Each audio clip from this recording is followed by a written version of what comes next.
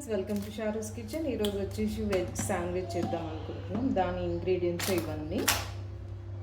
Friends, first అయితే chop చేసేసుకుందాం చిన్నగా.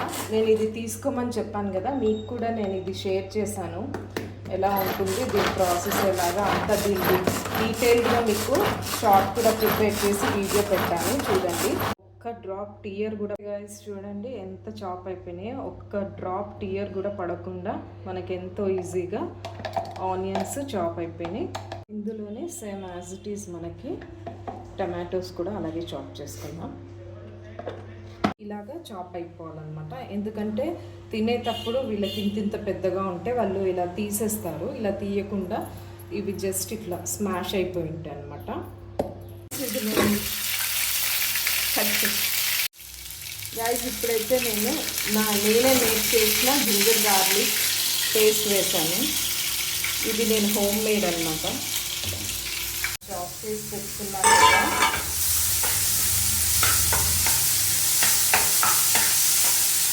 ఇప్పుడైతే నేను ఆనియన్ వేసేసి ఒకసారి ఇలా కలిపేస్తున్నాను.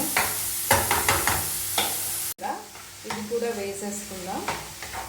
ఇప్పుడు ఇది కొంచెం మగ్గగానే దీనికి సంబంధించిన స్పైసెస్ అన్నీ వేసుకుందాం. పిజ్జా ఆరిగానో, చిల్లీ ఫ్లేక్స్,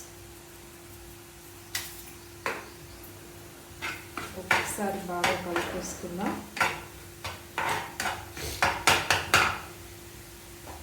తగినంత సాల్ట్,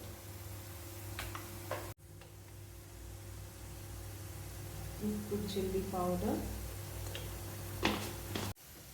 కొంచెం పిజ్జా పాస్తా సాస్ కూడా వేస్తున్నాను.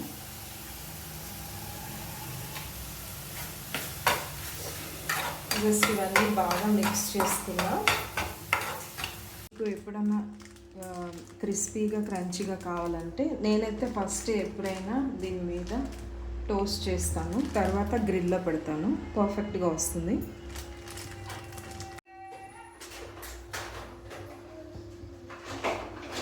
ఇప్పుడైతే గ్రిల్ పెట్టేసుకున్నాను.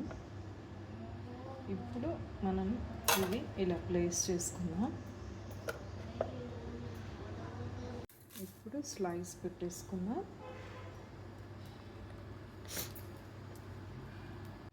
ఇప్పుడైతే శాండ్విచ్ గ్రిల్ డన్ అన్నమాట. ఒక్కసారి తీసేసుకుందాం. చూస్తుంటేనే క్రిస్పీగా మంచిగా అనిపిస్తుంది. ఒకసారి ప్లేటింగ్ చేసుకుందాం. ఈజీగా మేక్ అయిపోయింది చూడండి. చాలా టేస్టీగా ఉంది. డెఫినెట్గా ట్రై చేయండి. See you in the next video. Sharu's కిచెన్ని లైక్ చేయండి, సబ్స్క్రైబ్ చేయండి, కామెంట్ చేయండి, డెఫినెట్గా వాచ్ చేయండి.